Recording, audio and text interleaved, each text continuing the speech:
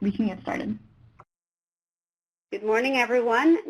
My name is Leslie Orloff. I direct the National Immigrant Women's Advocacy Project at American University, Washington College of Law, and we're very happy to have you with us today to join us in accordance with the law, working with domestic violence and sexual assault victims with limited English proficiency.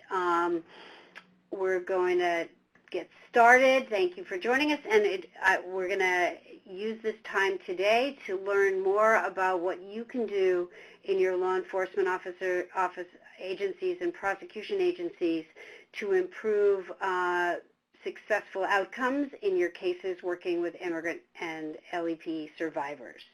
I'll just introduce myself. I am a family lawyer who has been working for over 30 years on issues regarding immigrant victims of domestic violence, sexual assault, human trafficking, dating violence, stalking, and I'm very happy to be with you here today. NIWAP provides technical assistance and to you all. Cannon? Hi, my name is Cannon Hahn. I'm with the Asian Pacific Institute on Gender-Based Violence. I oversee the Interpretation Technical Assistance Resource Center. We are funded by OVW to provide grantees assistance on Title VI compliance, language access planning, and anything related really to language access. Prior to joining the Institute, I was in the California Administrative Office of Courts, their court interpreter program, and I have worked in legal services.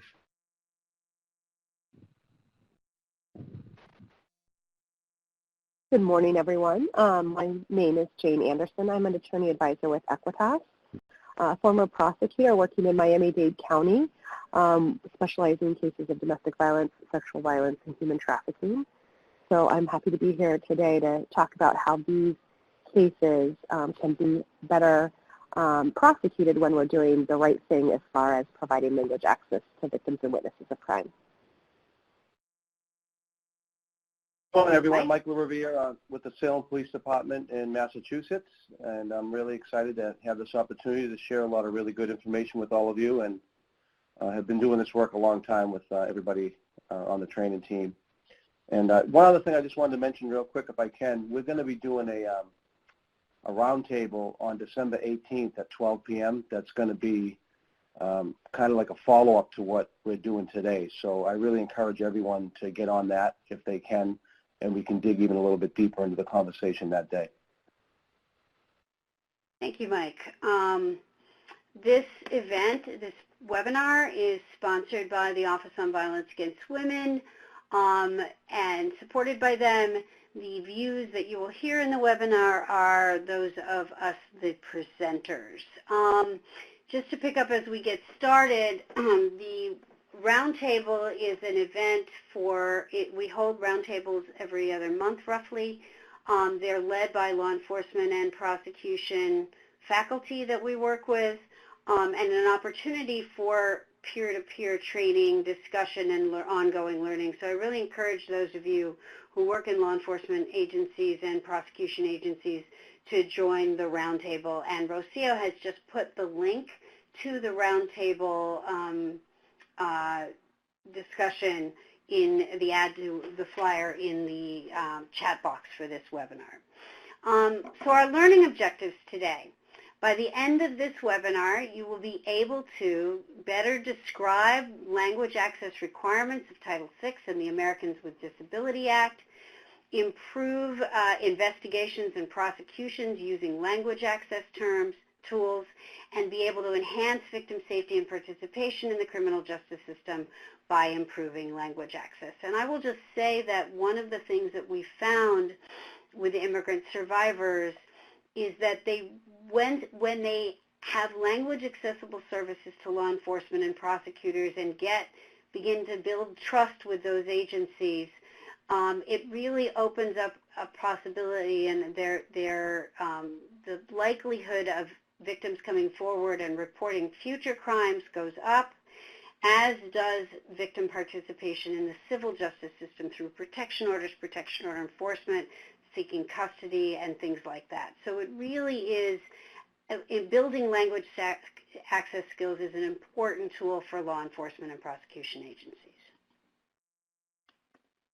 Thanks, Leslie. And we're just looking to see who's on the webinar with us. So if you could just take a second and click the box that best describes what profession you're in. We'd appreciate that. Thank you.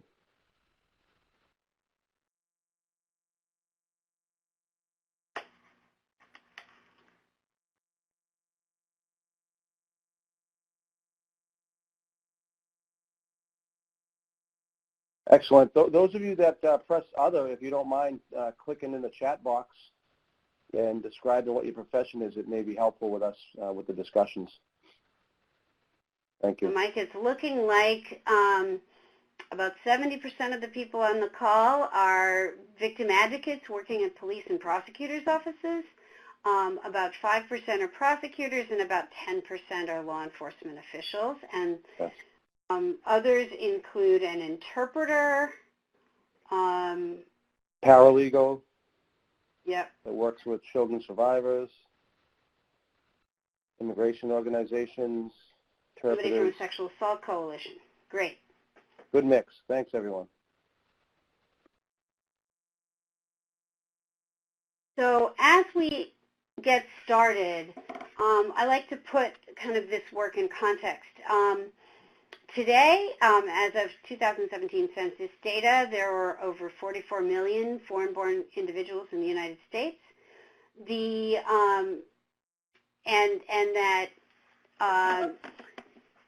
And that a significant proportion of them are naturalized citizens.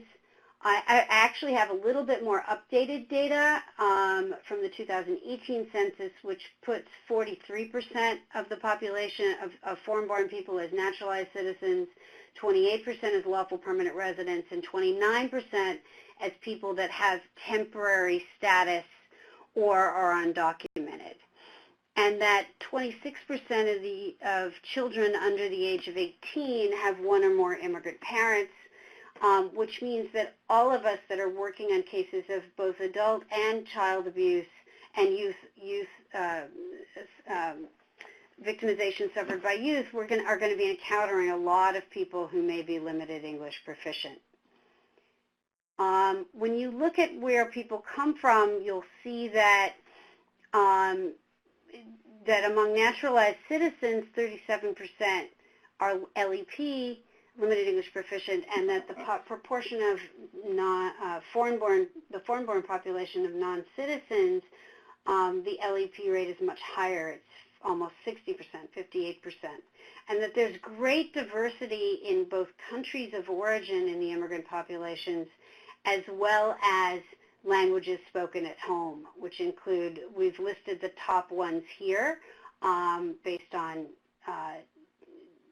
Migration Policy Institute data. So you're just being able to access somebody who speaks Spanish, and we'll be talking about this, is great, but clearly not enough in terms of the languages that everybody's going to be encountering.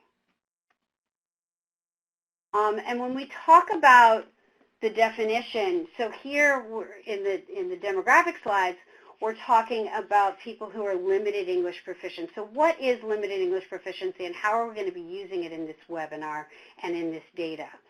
And it's someone who has limited ability to, where English is not their primary language, and they have limited ability to speak, write, read, or understand English. So somebody who might be able to, for example, people who can hear me, or when I travel, I can speak and understand Hebrew fairly fluently, and Spanish. But Hebrew I can barely read and write. So I would be LEP in that context.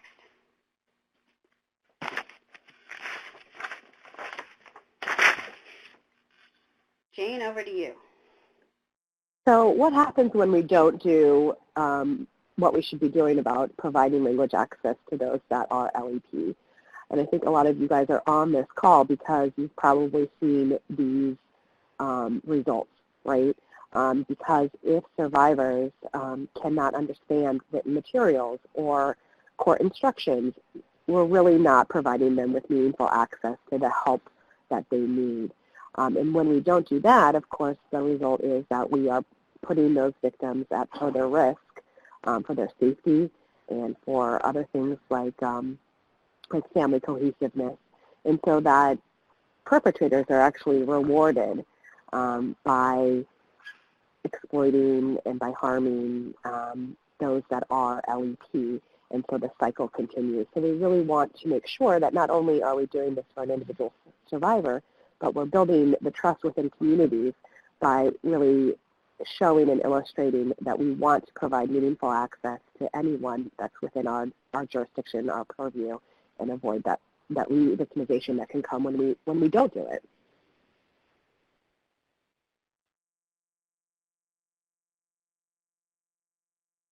Mike? Yes. There we are. So, to piggyback on that, there's a lot of consequences, negative impacts of not having a language access program for police and prosecutors. As you can see up here, our community safety, the officer safety issues are large out there. We'll talk a little bit later on about the perpetrators that we're talking about reaching through programs like this, and they're some of the most violent perpetrators that can be in our community. Oftentimes, without the proper language access, victims are arrested instead of the perpetrators. We're not identifying the proper witnesses, that type of thing. We're certainly not getting convictions. The perpetrators not being held accountable or putting them back out the streets to reoffend and re-victimize. And it really expands as these things don't happen, and they continue to not happen, and then word also gets out on the street that it's not happening the correct way and accountability is not occurring, and then we throw up huge roadblocks and walls between us and the community that we're trying to protect out there.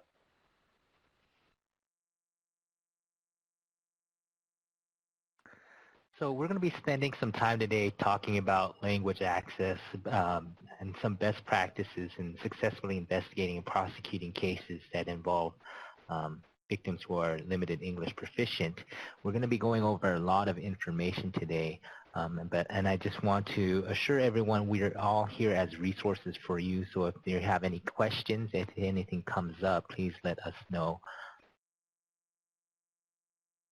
Yes, and then real quick in the chat box, if we can just get some comments from everyone, how language access is important for the work that you do in your work specifically with immigrant, domestic, and sexual violence survivors.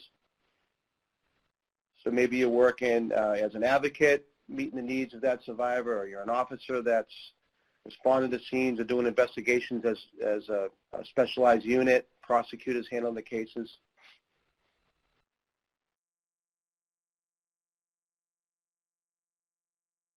I see multiple attendees are typing, so it's all going to come forward. Ken, I think it's good if you can continue on and we can highlight some of those things as they come out. And so when we're talking about language access, what does that mean? And the idea is that it ensures that people who aren't proficient in English or who are deaf and hard of hearing, and we want to highlight that because American Sign Language is a language access issue.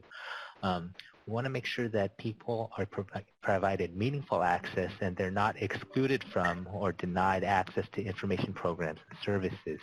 So when we're talking in a law enforcement context, are they able to report crimes? Are they able to get assistance when they need assistance?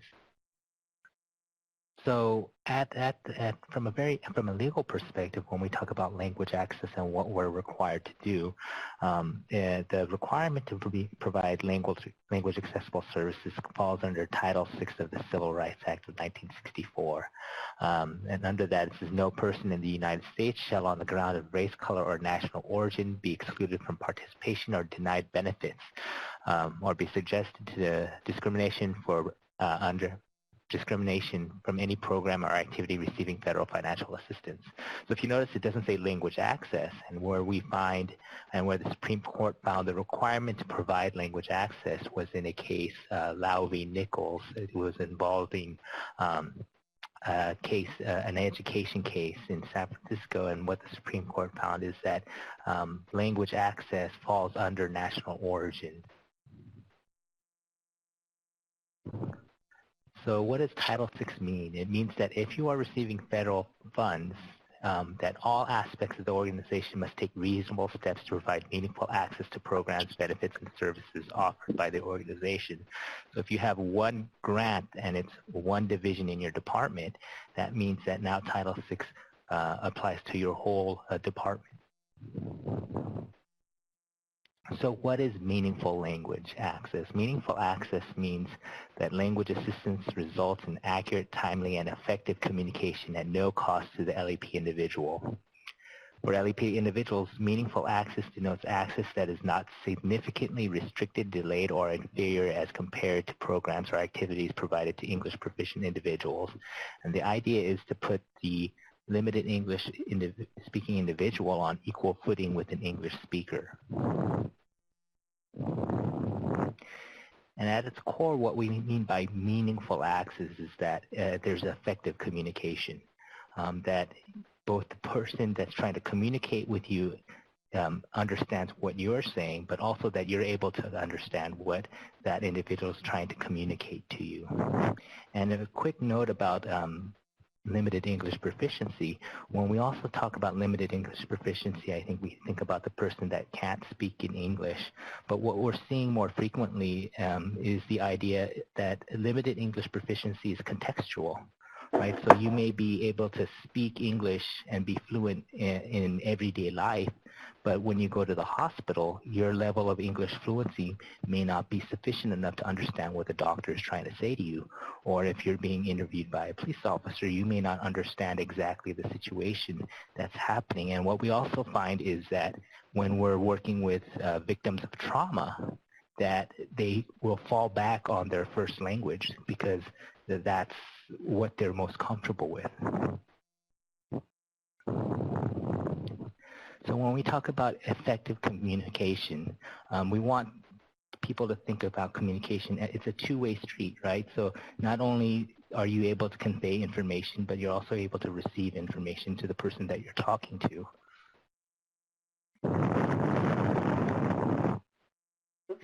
And in addition to the requirements of Title VI that Cannon was talking about, there is another law that applies to the deaf and hard of hearing communities and individuals, which is the Americans with Disabilities Act and Section 504 of the Rehabilitation Act. And in that context, entities, so this applies to all entities that serve the public, and that they must ensure that the communication with people who are deaf and hard of hearing is equally effective as communication with people who are people without disabilities. And so what happens, that the deaf and hard of hearing and somebody who is LEP is not to be denied an opportunity to access or obtain services that's necessary to support their health, safety, and well-being as a result of language barriers. So in the context of the work that we're talking about, all of you on this call are working in law enforcement, working in prosecutor's office, working with victims. And when a victim cannot access the same services from the police or from prosecutors, or can learn about what their legal rights may be because of language barriers, that has a direct health and safety effect on those victims. And in those circumstances where there is a direct health and safety effect on victims of being not able to understand or not being able to access the services, the requirements by the Department of Justice and others and the laws to provide, the language access are the greatest and are at their zenith. So who's covered under Title VI and the ADA? So obviously everybody on the call is a grant recipient, so we would all fall under the Title VI requirements around language access, but we're looking at federally conducted programs, state, local government grantees. So for state, local government grantees, if the funding originated from the federal government and it was given to the states or local governments to distribute, that is considered federal funding. And then non-governmental organization grantees. So in looking at who receives federal funding, we have law enforcement agencies, we have courts, we have victim service providers, we have government programs, schools, and hospitals. And the idea also is when we talk about financial assistance, it's not just money, it's not just grant funds, it's resources. So police departments that receive bulletproof vests through a federal program would fall under Title VI. Departments that use federally funded training programs would qualify as federal financial assistance, and so in turn they would fall under Title VI. So really the idea is that if the resource generated from federal funds, then Title VI would apply. So we're going to do a poll. So is it true or false? Title VI only covers recipients or an activity that is federally funded. So can you click on which answer you think is correct? We'll do a quick poll.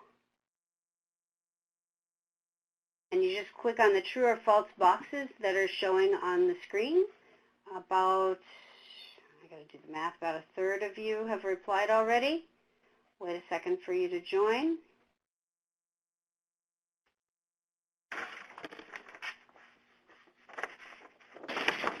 And what we're seeing is that 84% of you say that's false. That is correct. As Cannon stated before, it's any program that gets any assistance from the federal government, and that can be grants, that could be, it's not about the program that's funded. So great, that's correct. Cannon, anything else you want to add to that? No, that's fine. And so Title VI covers the recipient's entire program or activity. So as Cannon said, if you get your body-worn cameras from the federal government with government assistance, then the whole agency is required to comply. Subrecipients are also covered. So some of you might have grants with with partner agencies, so you might be receiving a sub-award from, let's say, the state coalition or the other way around.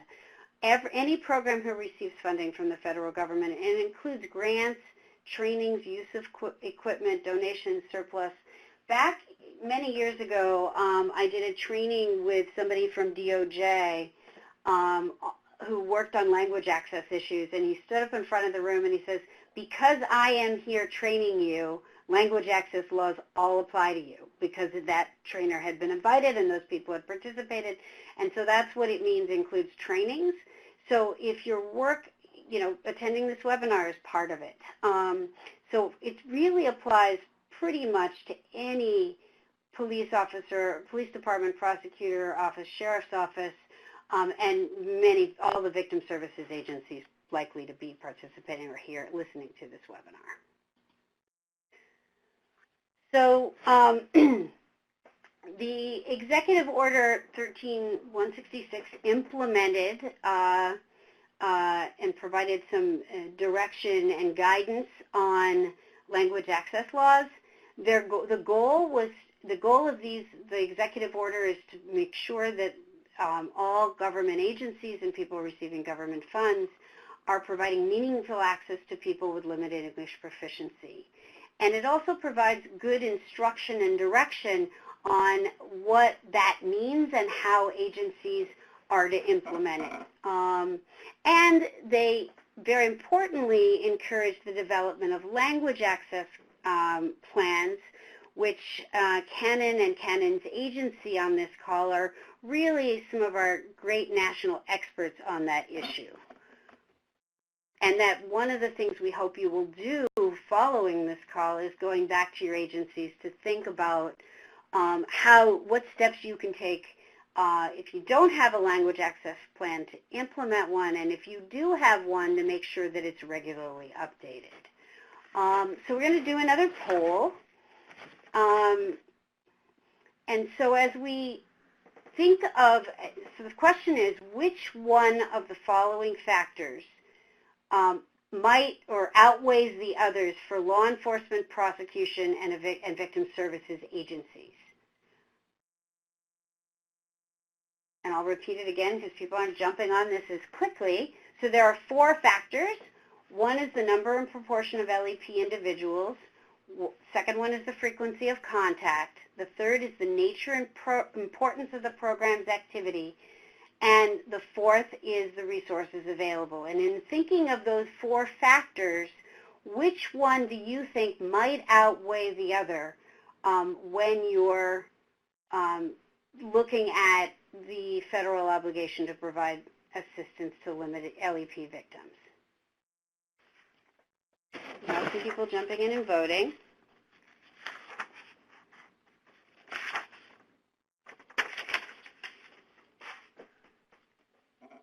So what we're seeing is many of you are saying it's the number and proportion of LEP people in your community, which is important, a very, very important thing for you to know.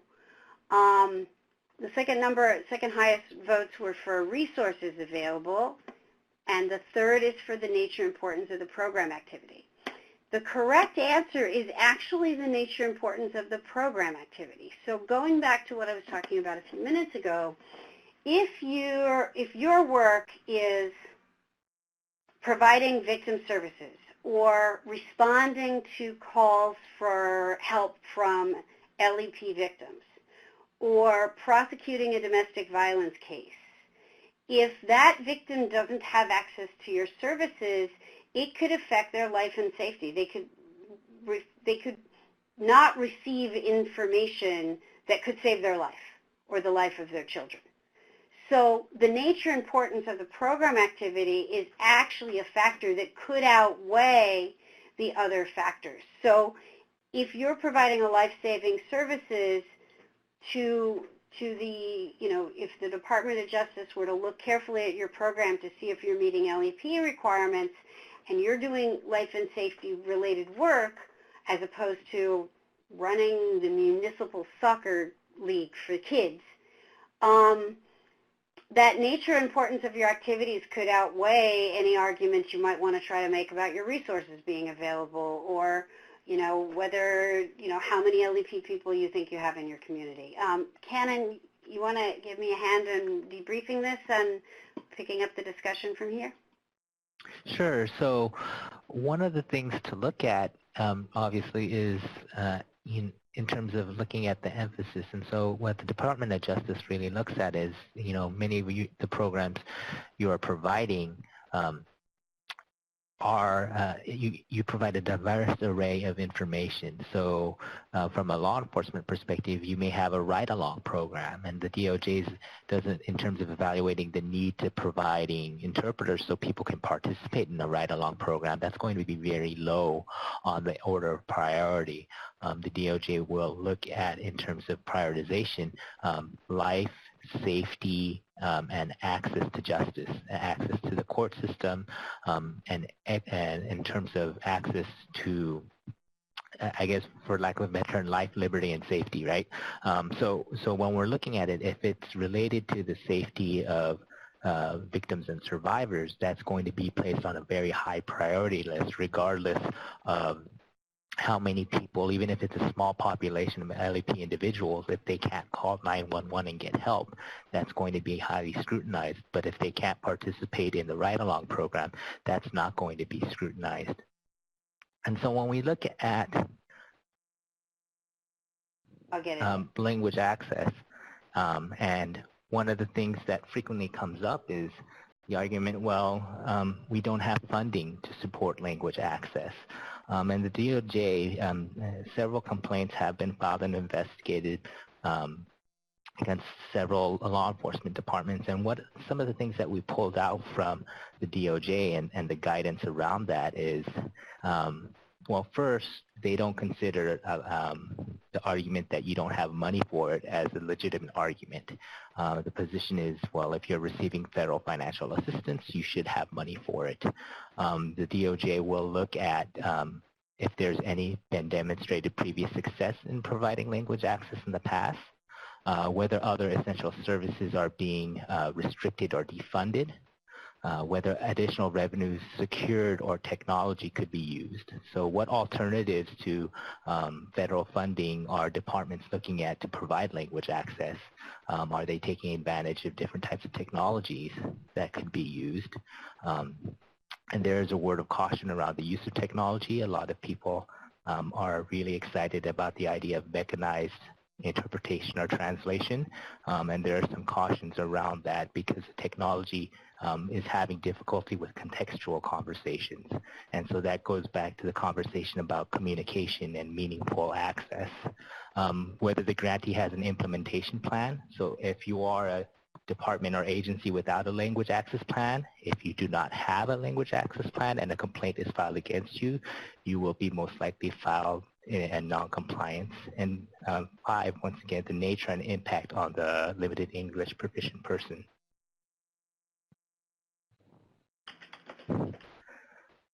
So when we're looking at developing a language access plan, the Department of Justice has put out what they expect for you to include in a language access plan, and there the Institute and NIWAP and Department of Justice has a lot of resources around that. But when you're looking at a language access plan, it should include how you plan on identifying and assessing your LEP communities.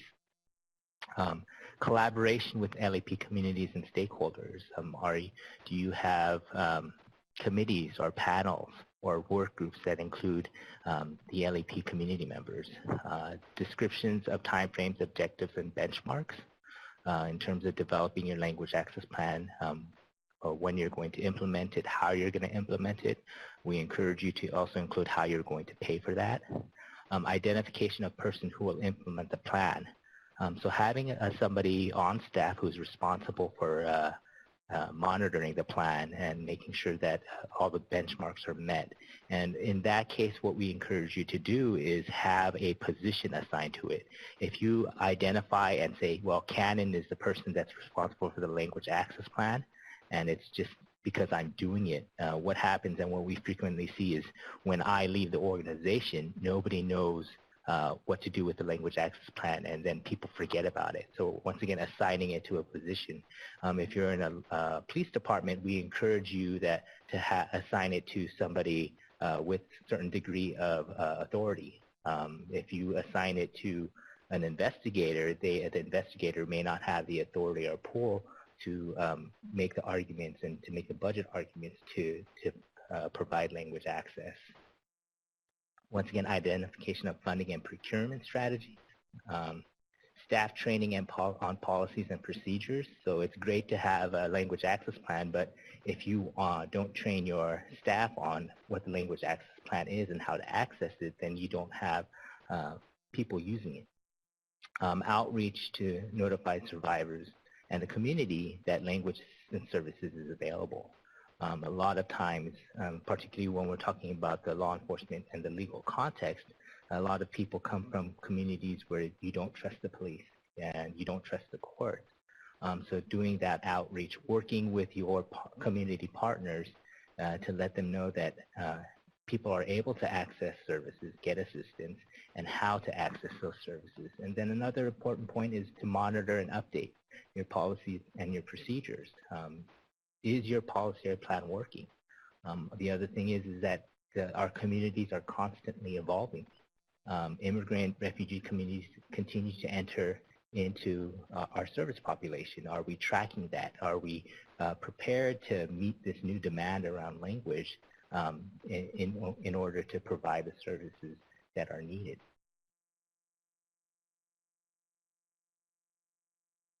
So a quick word about and making a distinction between interpretation and translation. Interpretation is the conversation of spoken language into another language verbally. So that's me talking and then somebody interpreting what I'm saying into Spanish, and then that person responding to me, and then the interpreter then interpreting that into English. And translation is the conversion of written text from one language into the written text of another language. And the reason why we make that distinction is that from a professional standpoint, interpreters and translators, they're two separate skill sets. people that can interpret may not necessarily be able to translate, and vice versa.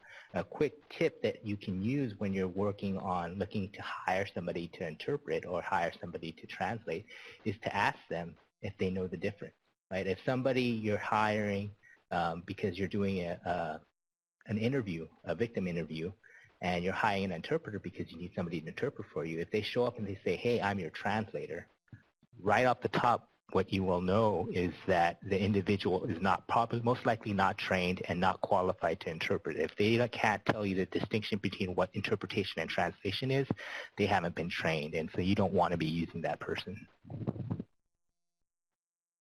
So as we're now going to shift into talking about language access at crime scenes for law enforcement. And we base our discussion and training on model guidance that has been issued by the Department of Justice. And it's important to note that this model guidance, how was it developed? So it was developed, so we were talking earlier about compliance and what DOJ might be looking at to see whether you or your agency that's receiving federal funds is complying with language access laws. And what they're going to do, what happened was there were several investigations of a number of police departments, and in that context, there were some settlements. And what the model guidance evolved out of is the settlements that the Department of Justice worked out with various municipalities.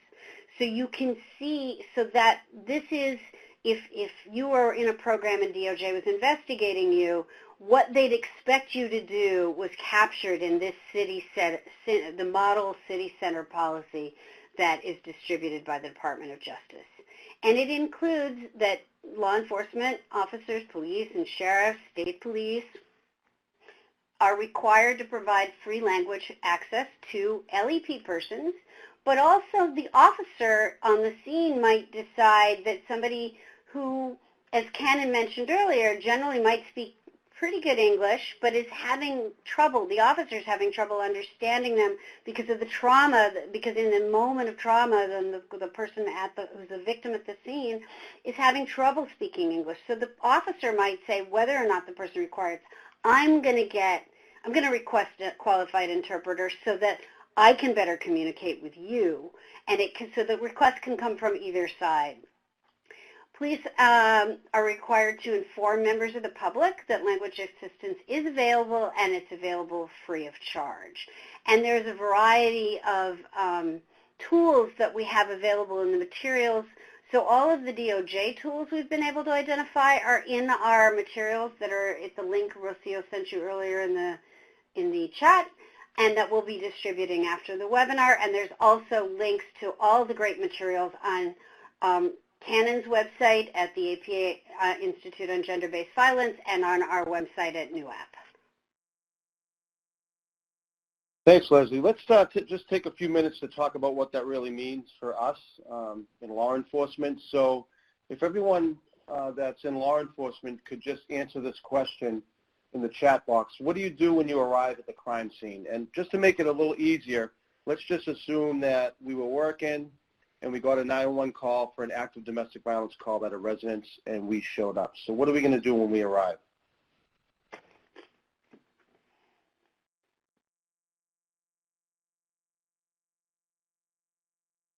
I don't see any law enforcement typing. We see you.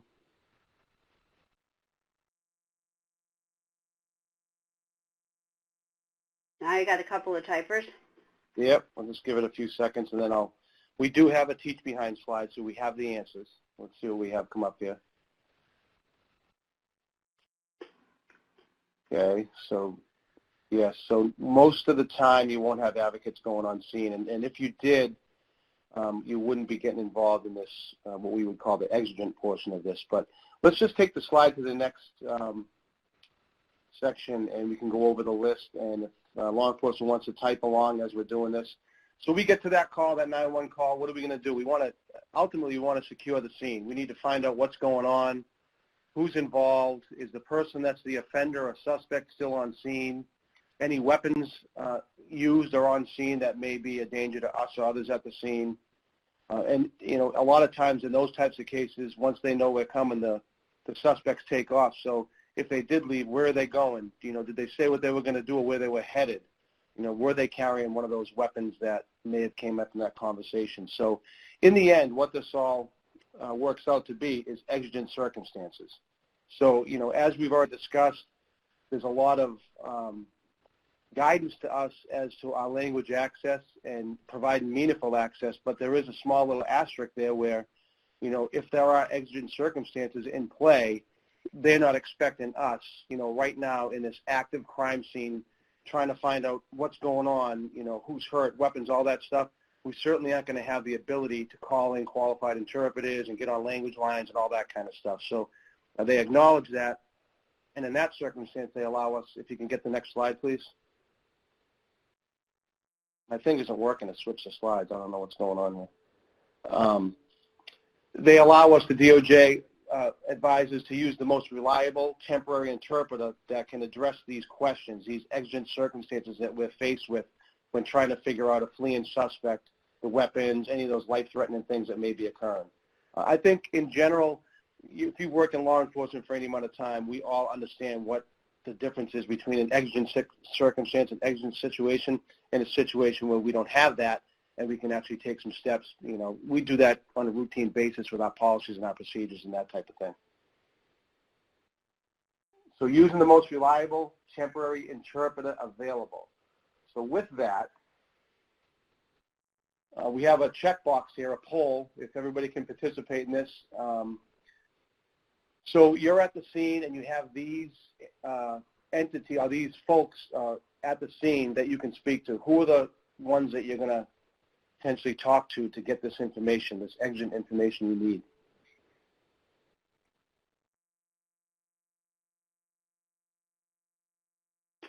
Okay, we're seeing a lot of all the aboves, the relative, the neighbor.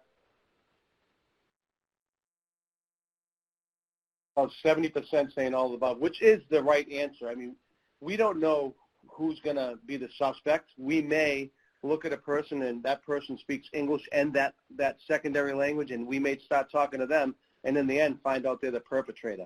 At that time, we're using the person that we feel is the best person to give us the information we need. Obviously, if that changes during our discussion and we realize that, you know, there's something going on here, we would change that. The one that comes up a lot in our conversations when we go around the country doing these trainings is the child. And I, you know, oftentimes talk about my years doing domestic violence training, and we used to point blank have a slide that said never, never, never use a child to interpret at a scene.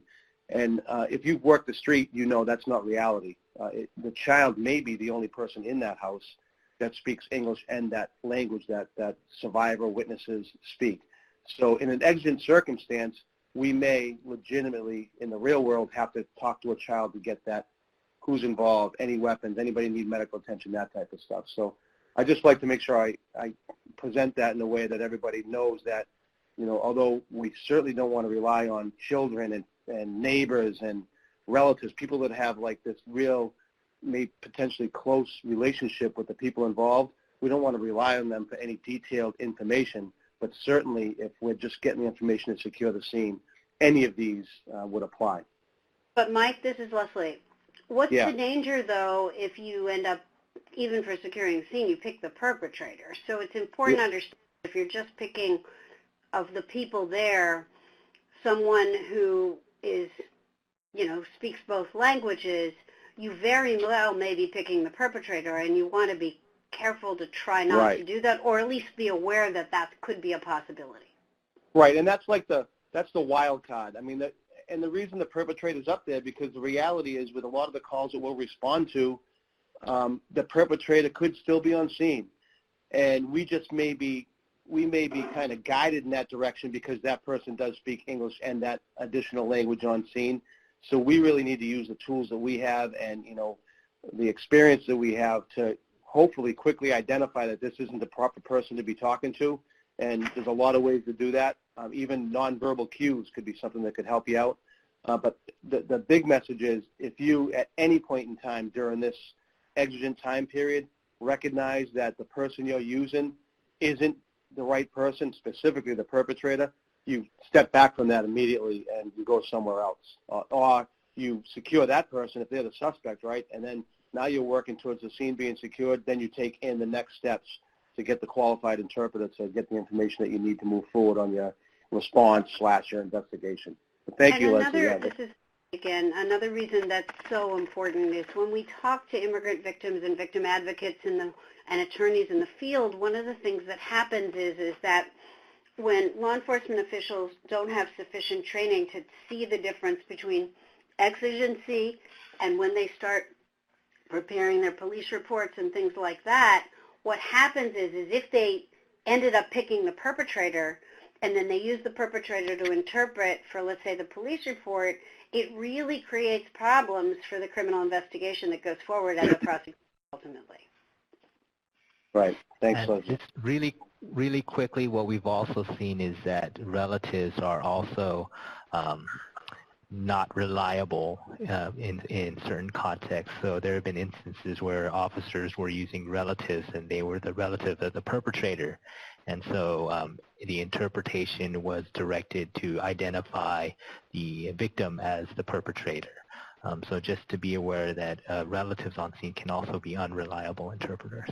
Right. And we should have that foundation. I mean, I think, the reality is that same exact 911 call that I just, threw out there, if everybody on scene spoke English as a first language, we certainly wouldn't want to be talking to the suspect, right? And like you said, the relatives wouldn't necessarily be the best people, depending on what type of relative they were. So, we should always have that kind of in our toolbox with us when we're on scene. The issue is now we have an added barrier here where, we don't speak that secondary language or the first language they speak, and that causes us a little bit of lag in us getting the information we need to identify who the witnesses may be, the perpetrators may be, other people involved. So I think just having the conversation, hopefully everybody's antennas would be up to making sure that, we covered those bases and did the things we had to do. You can secure the scene without potentially having those, dangerous conversations that could lead you in the wrong direction. So what's up here now is on-scene considerations.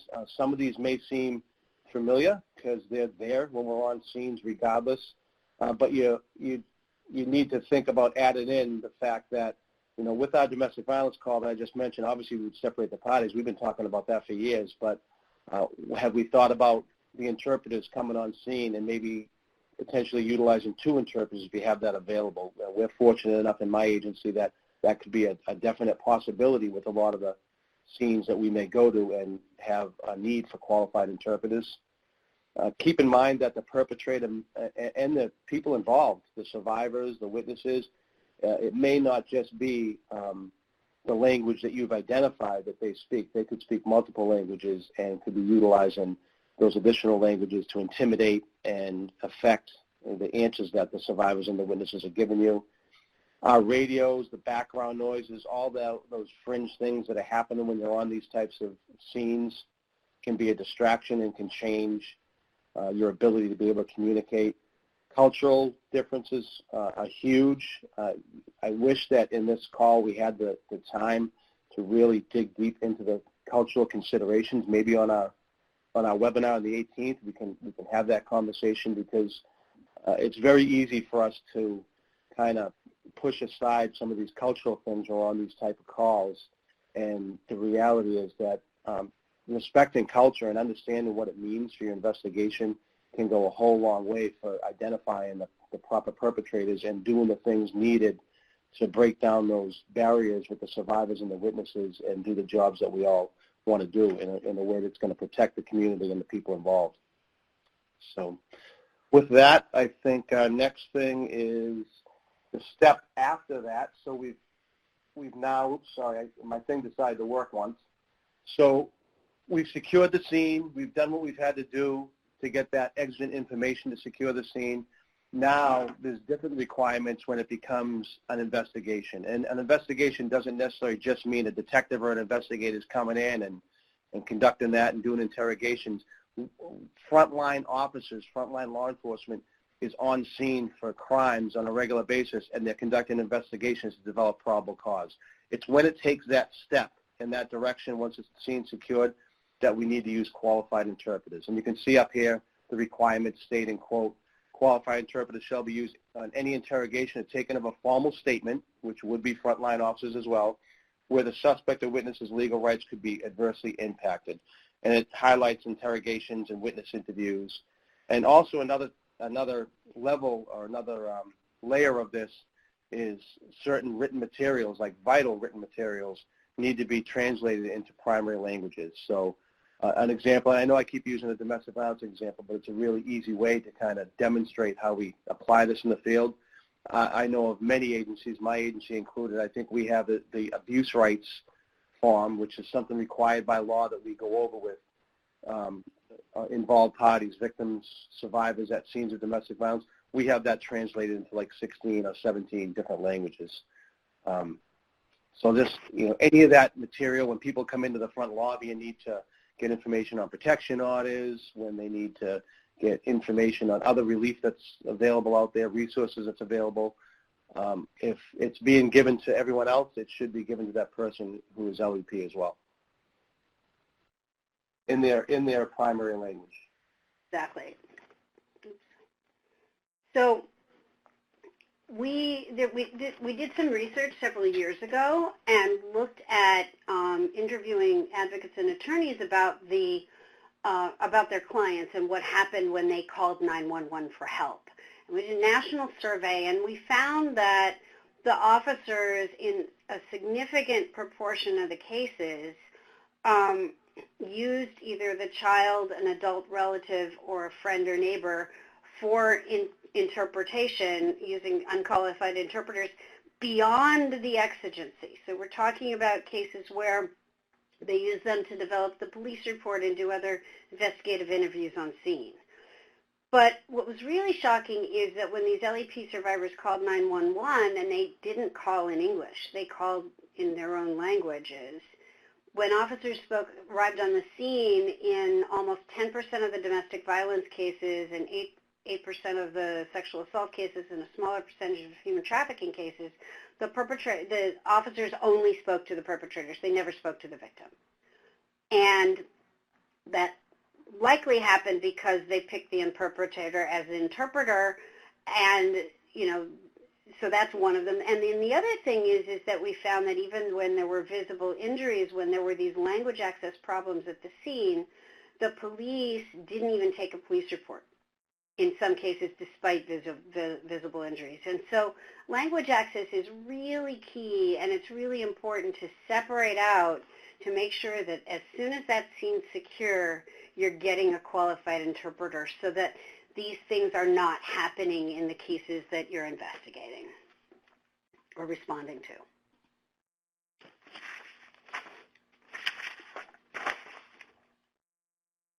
So what's also interesting is that when in the survey, we also wanted to learn about who is doing language access right. And what the law enforcement agencies participating in the survey told us is that the collaborations they had established with victim services agencies, with immigrant serving agencies, and the work everybody did together on cases and on trainings and on U-Visa certification and community education and things like that were the basis that drove language access policies and practices and plans for those agencies. That the agencies, police department agencies and police agencies reported to us that because of their collaborations, it was that collaboration that spurred better and more access to language access. So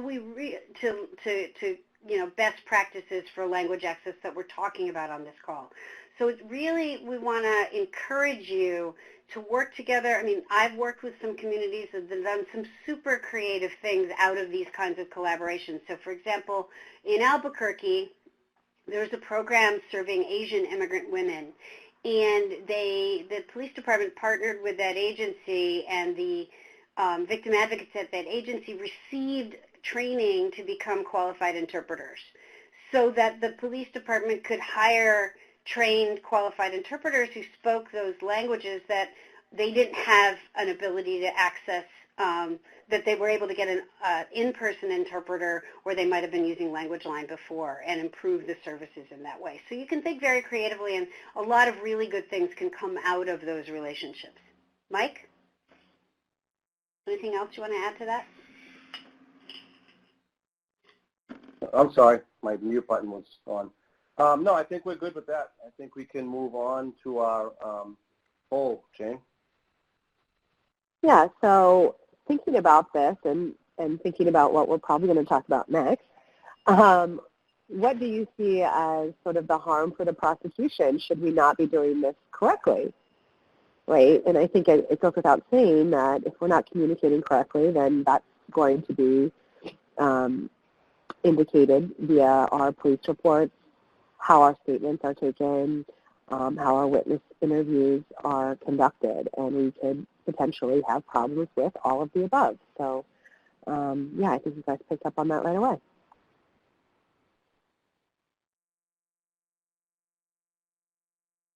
Everybody gets 100%, Jane, right?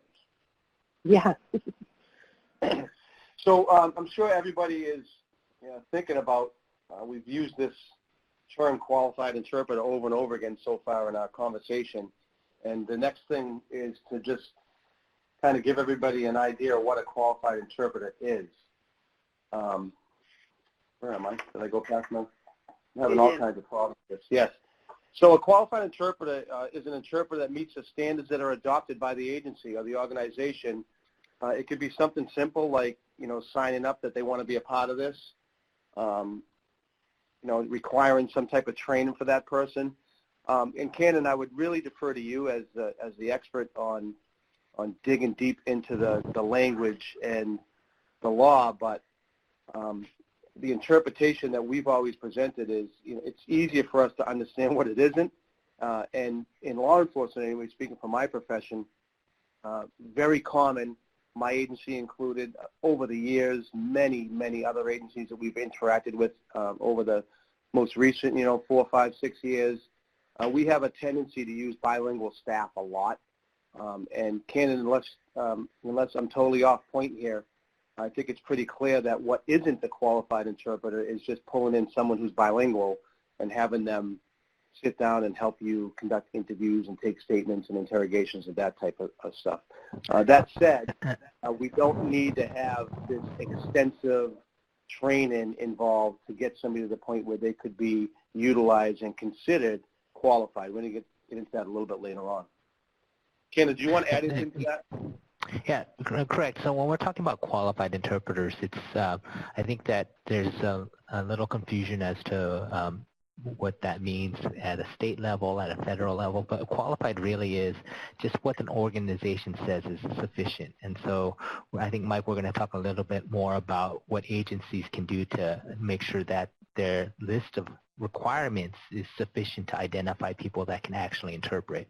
So for an example, in the California court system, for certain languages, actually for most languages, a qualified interpreter is somebody that's passed an ethics exam and wrote on a piece of paper that they spoke a language. So I could say I speak German, I speak Swahili, and I speak Arabic.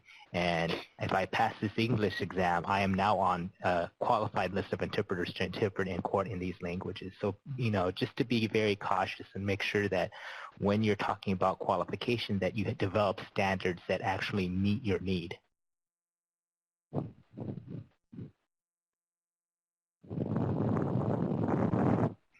Yeah, so like it says up here, a qualified interpreter, what that person should be is someone who's able to interpret effectively, accurately, impartially, both receptively, which understands that what that person that is LEP has a disability is saying, and then also expressively, so they have the skills that they need to convey that information back to the person who's conducting that interview. And I kind of delved into this a little bit, but we're not trying to come down with all these crazy requirements that make someone qualified, as Cannon stated. I mean, it can be something as simple as going through, some training that really gets into what the do's and don'ts are of interpreting. Some of the things that I've experienced over the years, and I'm sure, the other law enforcement officers that have used interpreters in their roles have experienced where you ask a question, get an answer, the answer is like 3 or 4 words, but the answer that the person gave the interpreter lasted 2 or 3 minutes. They're paraphrasing, they're giving you a quick statement, and that's not what interpreting is. So understanding what your role is, being professional, the ethics of interpretation are all going to be important. And there's a big, bold comment at the bottom of this that said it's different than a certified interpreter.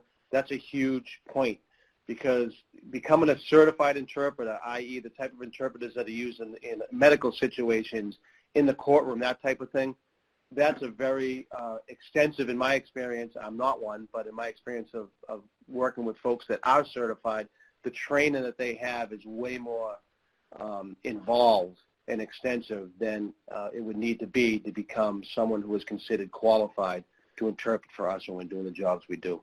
Are you okay with that statement, Cannon? Yeah, and so what we also want to do is think of a certified interpreter as somebody who's been licensed. So they've actually been tested. Right. They've been tested in their ability to interpret both in English and the target language and the target language and English. So think of it as a license. Right. And when you're using law enforcement officers, it's really important to make sure, we do it on a regular basis.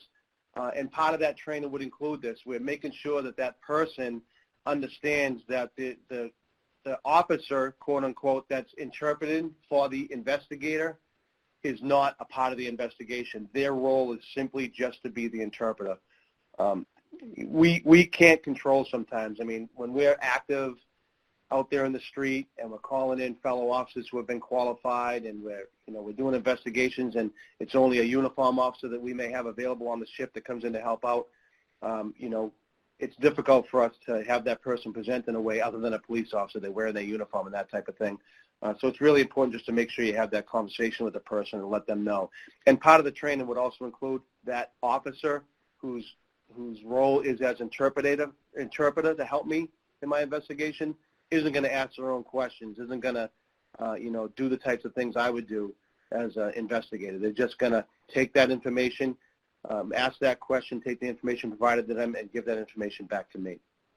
And this is Leslie, to add that somebody who gets training in being a qualified interpreter, if they're doing the qualified interpreting job correctly, they can investigate at the same time because they're focusing on the communication and continuing the communication correctly between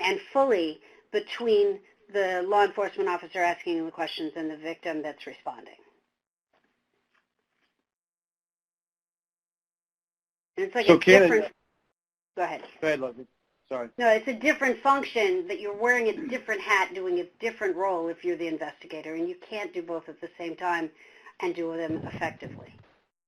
Right. And Cannon talked about certified interpreter being tested, they have a valid and reliable testing instrument. I mentioned it being medical and legal. Just want to make sure that we also point out that if it's going to be interpretation through sign language, they must be certified. So it's not a qualified interpreter slash sign language person. It's going to be someone who's certified, a different level there. We have a slide that talks about bilingual officers versus interpreters. I think we kind of had this conversation already. I mentioned that they're not investigating, they're just doing the interpretation. And then the differences between biculturalism and bilingualism. When you're doing this, and they learn this, and this is part of the training as well, different words in different cultures mean different things. And that's a lot of differences, but and the example we use here is a highway versus a freeway and feet versus meters, but there's so many different examples. Simple words that we may use on a regular basis could mean something, much different to that person. So it's really important to have that background and that be a part of the training. So we're acknowledging that when we're having the conversations. So once the emergency is over, what are the next steps in the investigation where a qualified interpreter is required? So this is for the first responders, if you can answer this in the chat box. It's a real simple answer. I think everybody would answer it the same way, right? So the next step after the exigency is over, what is the next step for us to do in our investigation? So just a reminder, in the chat before, one of the participants said, okay, at the exigency, you're securing the scene, you're dealing with injured parties, you're dealing with fleeing suspects. You know, after that happens, what are the next things you're going to want to do? And Becca says, figure out what happened. Yes. So we're going to start finding out what's going on. As Becca said, we're going to conduct our investigation. We're going to take statements from witnesses, involved parties, survivors, you know, potentially even suspects on scene we may be interrogating. We're going to do all the things that we do on a regular basis in law enforcement as first responders to get to the bottom of the reason why we're there. That may result in arrest, in charges being brought forward. Those are the types of things that we want to make sure we're using a qualified interpreter for. So like it says up here, writing police reports, doing investigatory interviews, taking statements, communicating and collecting evidence and taking photographs, that type of stuff. We're doing all this to develop our probable cause and to prepare the case to be handed over to the prosecutor. And we do that on a regular basis. We just have a whole different like level of considerations now because we have an LEP individual or individuals that are a part of this investigation. So I think everybody should be on tap with that. And this case here, it's a case study. It happened back in 2008. There's numerous examples of how bad things can be when we don't use qualified interpreters, but this one really stands out. There was a perpetrator who was charged with first-degree murder. The charge ended up being dropped to manslaughter due to the fact that when the videotaped interrogation occurred, there wasn't a qualified interpreter being used, and there was a whole lot of information that was left out, answers that weren't clearly provided back to the interviewee, paraphrasing type things. I mentioned those earlier. So they basically did what, and I can tell you, I could throw myself under the bus for years. I would use, you know, one of a couple of different bilingual officers that I had available to me when I was conducting investigations, and that's all we knew, and that's what we did. And every investigation that we conducted doing that is at risk of, you know, being dropped or, you know, perpetrators not being held accountable because the people that were being utilized weren't qualified interpreters and weren't following the rules of being an interpreter. So this is just a real, an awful example of what can happen, and I think everybody that hears this story can keep that with them and think about that moving forward as to the reasons why we need to make sure we address this properly, because in no world should someone who kills a three-week-old baby should be allowed to walk the streets. And it really hurts when it becomes the fact that we didn't do our jobs the right way, and now we have this person walking the streets instead of spending their life in prison. Do you want to add anything to that, Leslie, or Cannon, or Jane? Everybody's good? Okay, I'll turn it over to you, Cannon. Okay, so just some quick tips on working with interpreters, and I think most importantly that you, as the interviewer, you are in control of the interview. Right? At no point should you not be involved in the conversation. Conducting a pre-session with the interview. So we ask, where are you located? So if you're using a telephonic interpreter, finding out where they're located. If they're local, they may know the perpetrator, the victim. Establishing rules in the communication. So a lot of times, if the interpreter needs a break, setting up a hand signal so that the interpreter can notify you that they need a break or that they may need you to slow down. A lot of us talk very quickly, and interpreters may not be able to keep up depending on their skill level. Making sure that they interpret everything that's said and notifying them that the nature of the case. A lot of people, we've done trainings for interpreters across the country, and a lot of interpreters are not comfortable interpreting in domestic violence or sexual assault cases. They may summarize. They may not be comfortable with terminology. There are interpreters out there who refuse to say penis or vagina. They refuse to interpret information accurately because they're not comfortable with the content. So letting them know, because if they aren't comfortable with it, they should tell you so that you're not using somebody that's not interpreting all the information that is being conveyed to you. So, Shannon, were you calling me out for talking fast? Just a little bit, Mike, but I know we don't got a lot of time. I need two interpreters. I need one for my accent. So red flags. So some red flags. So first of all, can you understand the interpreter? If you have difficulty understanding them, if their accent is very thick and you don't understand their English, that should tell you right off the bat they shouldn't be somebody you should be using for your interviews. Does the LEP person look confused? If they're speaking and your LEP person isn't engaged in the conversation, there could be something happening there. Worst case scenario when we're talking about side conversations that can happen, and I heard this, and this was several years ago, but during a rape trial, a certified court interpreter, and so what happened is they had prepped the victim as a witness, and she was testifying, and they thought everything was okay. They went to the court. As soon as she went to the stand, there was a question was asked, the interpreter interpreted, and the victim completely shut down. What the advocates and investigators found out later was that the certified court interpreter told the victim, "No wonder you got raped, look at the way you're dressed."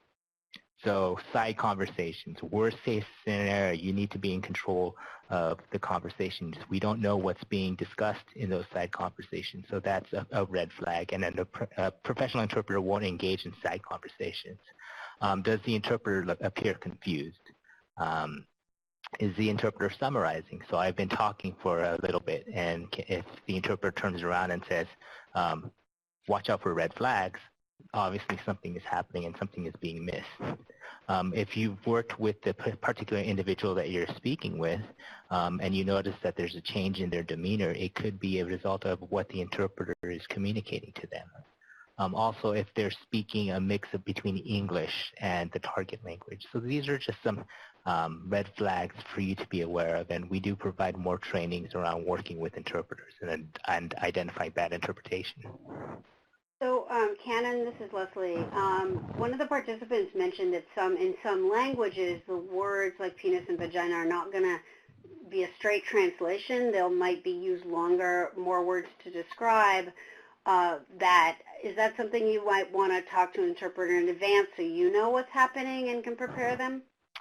Sure, and in those cases, and that's why we encourage a pre-interview so the interpreter is prepared. So if you're doing, it's a forensic interview or something that can involve some terminology that relates to body parts or sex acts, to prepare the interpreter for that. That gives the interpreter an opportunity to notify law enforcement or the prosecutor that, okay, that it is difficult to translate straight and it has to be explained in a certain way. So those are things that you want to lay out in the pre-session. Also, we encourage interpreters when these issues come up to notify the individual, the prosecutor or law enforcement that, okay, there's some difficulty translating certain types of words, and this is how I'm going to translate. So once again, making sure that the prosecutor or the law enforcement officer is in control of the interview and that the interpreter is informing them of any kind of challenges that may come up. So interpretation best practices, making sure, the interpreter, if they're using a dictionary taking notes, that's a standard practice for interpreters. Making sure that within the pre-session that the interpreter is actually able to interpret in the types of cases that you're involved with. Address cultural experiences ahead of time. Ensure that they do not know the parties. So if you're using in-person, making sure that the parties don't know each other. Telephonic interpretation, making sure that they're not in the local community, but also we've come across certain situations, and this has come up with the Hmong community where they're affiliated. So there was an instance where they were interviewing a domestic violence survivor, and they got an interpreter. I believe this was in Minnesota. They got an interpreter from California, but the Californian interpreter had a tribal affiliation with the family in Minnesota. So being aware of those types of cultural issues that could come up. And team interpreting is also very important. I think in terms of the skill of interpretation, after about 10 to 15 minutes of simultaneous interpretation, what they found is that interpreters, their ability to interpret accurately starts to degrade over time. So making sure that if you've got a really long interview, that you have at least 2 interpreters, and that you make breaks for the interpreters. If you're not able to get 2 interpreters, making sure that you set up points during the interview where the interpreter can have breaks to recover and then start interviewing again.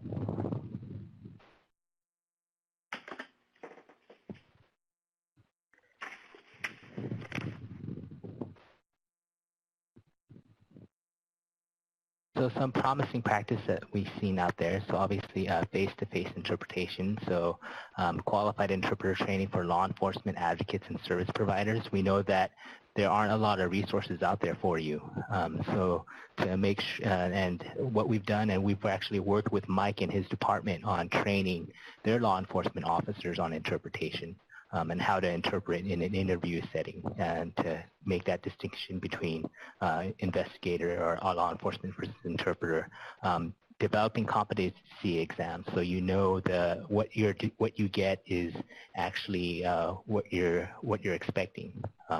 A lot of times people think that they're fluent because they speak a language, but they may not be able to functionally interpret in the setting that you're asking them to. And then also collaborating with colleges and universities to tap into their pool of both international students and language learners. So some quick resources for you. API GBV has information on Title VI compliance, language access plan development, trainings for bilingual officers, advocates, and community partners. With that, I will pass it on to Mike. Actually, Jane, I believe. Jane, yeah, sorry. Yeah, hi.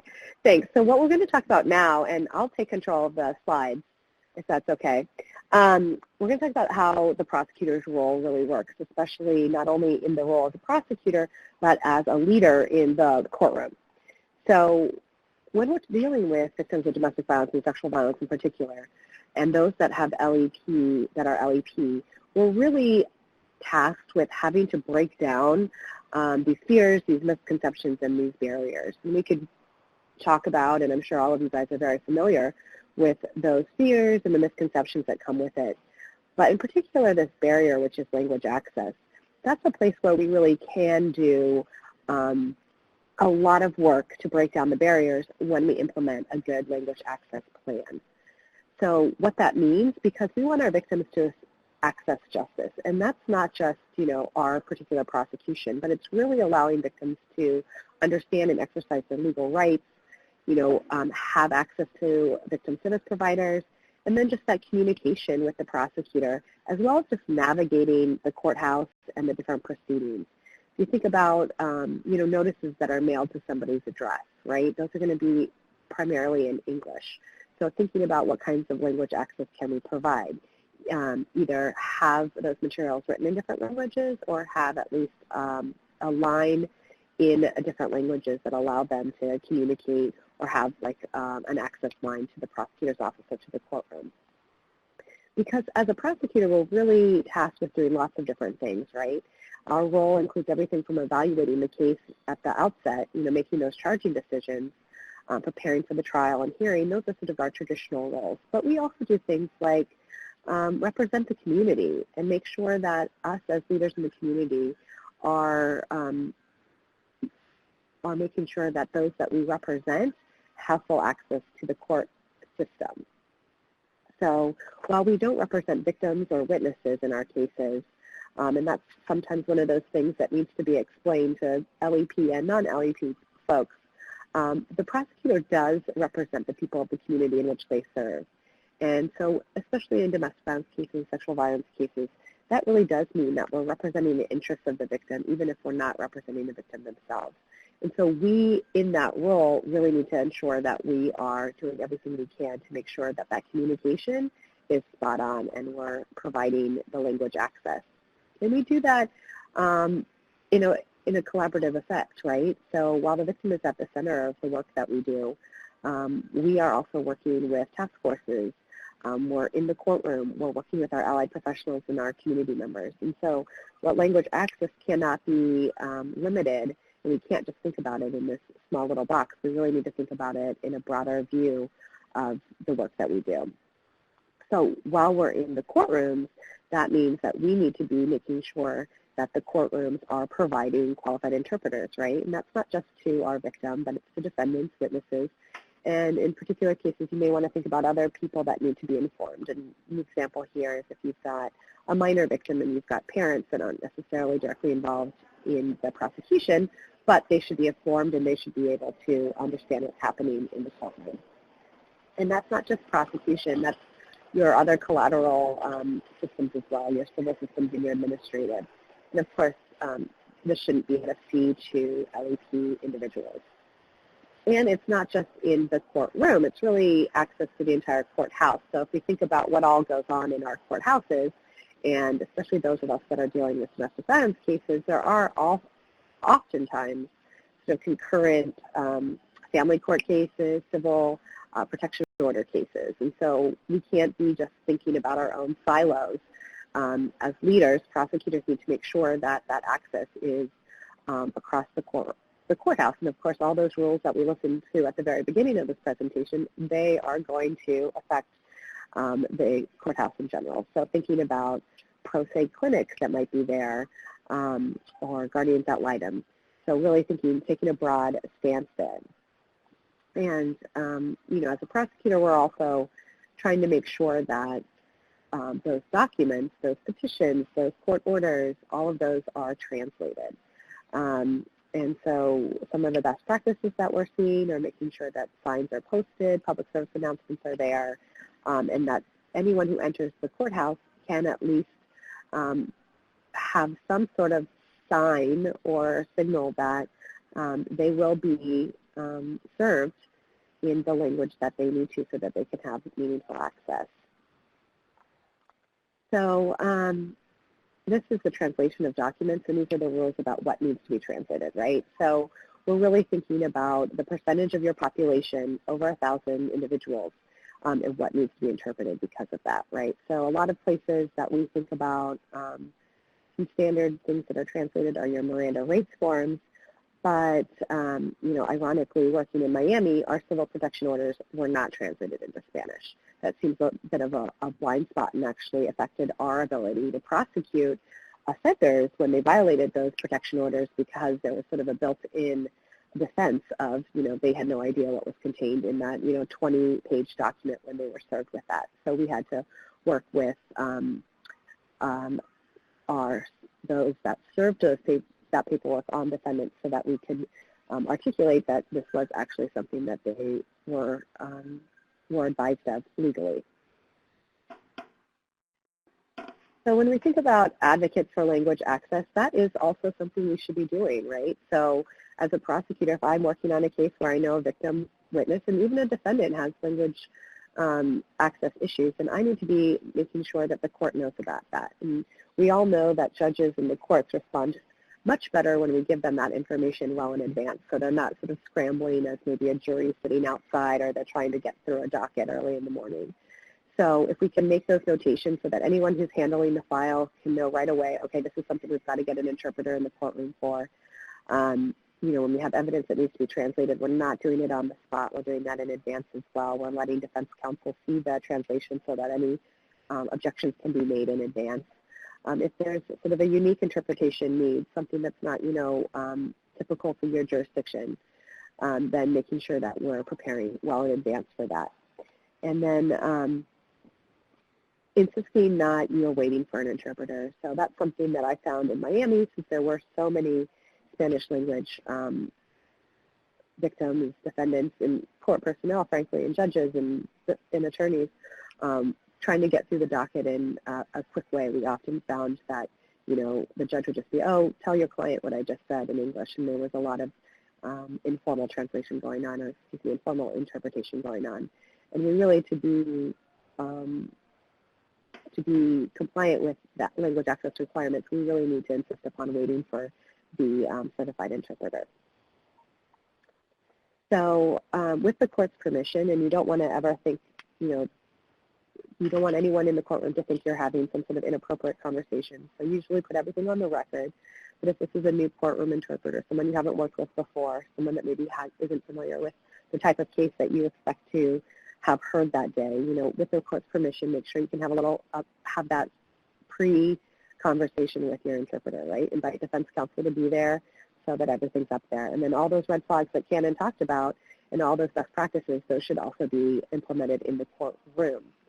If you have any concerns or if someone's been able to let you know about any errors, and this is something that I often saw, and it wasn't just an error translation, but that biculturalism that came up a lot in the work that I did, making sure that you approach the court and that you give them notice that you have some concerns and that can be dealt with on the record, and not sort of just wait for the fallout that could be really disastrous if we don't do this right. So I'm going to kind of just speed through this and let Mike talk about some of the things that he's implemented in the Salem Police Department as far as language access goes. But I did want to make sure that everyone on the call is aware of when things come up in the courthouse, and especially with prosecution, that Equitas and myself in particular are available for further assistance. And this is Leslie. And if you're encountering this in family courts or protection order or enforcement actions, you can contact NIWAP for TA regarding those. Mike? Yes. Well, that was very nice, Jane. Thank you. So yeah, we were, like I already mentioned, I mean, we weren't always doing this the way that we've described in this webinar, but we were very fortunate with the help of API to provide a couple days of really good training for not only our bilingual offices, but we included civilian staff, we included advocates in the community, we included other community partners that we've worked with on different cases, and we also opened it up across jurisdictions. My chief ended up sending out a blast email to all the chiefs of police in Massachusetts. So we ended up, forgive me for not having the exact number, but I want to say somewhere between 50 and 55 or so individuals went through the training and now are on a list for us as qualified interpreters. And so we have a call-out list. We have memorandums of agreement that we've entered into with other agencies that helps us, activate qualified interpreters from those other agencies. I'll tell you, I have one of my star interpreters is the IT guy. His office is right next door to mine. Speaks 4 languages. Showed a lot of interest when he heard about what we were doing, and been using him a lot to help us interpret on these cases. So we also have implemented a language access program. We have right now we have a specific policies and procedures and memorandums that are directing us. We are still working on really putting together a comprehensive language access policy. So for the time being, which I think is a very useful way to do things as you develop your plans, to put together these like memorandums from the chief or from the person in charge of patrol or somebody who's in a position of authority in the agency, and directives that help us guide us in those circumstances while you're doing that. We have a language access contract. We partner, as Leslie mentioned earlier, that collaboration is key. We partner with our local domestic and sexual violence advocacy programs, and we share a contract so we can utilize over-the-phone interpretation. We're working right now on securing funds to bring in it's almost like, I forget the exact word they use for them, but it's like an iPad on wheels, and you can detach the iPad, and we're going to do video all-inclusive interpreter stations that we can have in different parts of the building, and then we can take them in the cruiser on scene. So we want to do that face-to-face interpretation, which will be really good. Somebody's flipping all my slides on me. What else? We're doing the policies and procedures. I mentioned that. Yeah, so we do a lot of work. I mean, this coincides with a lot of the work that we're doing on the U-Visa certification program. So just to kind of throw that out there. That's just another thing. We've been doing a lot of discussions on that with our webinars. So we hope that we can gain some attendees for our upcoming and our future webinars. Leslie, I think I'll turn it over to you to talk about the existing resources that's out there.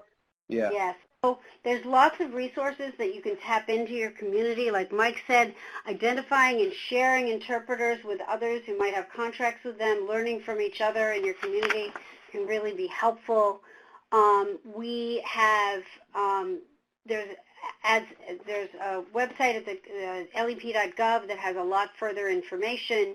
We have virtual roundtables available, and there's this one that's going to follow up on this call with more details on language access, where we can dive into it. You can have a Q&A session in real live time with Cannon and Mike and other people participating in the call that will be extremely useful, and we'll send you a link to register.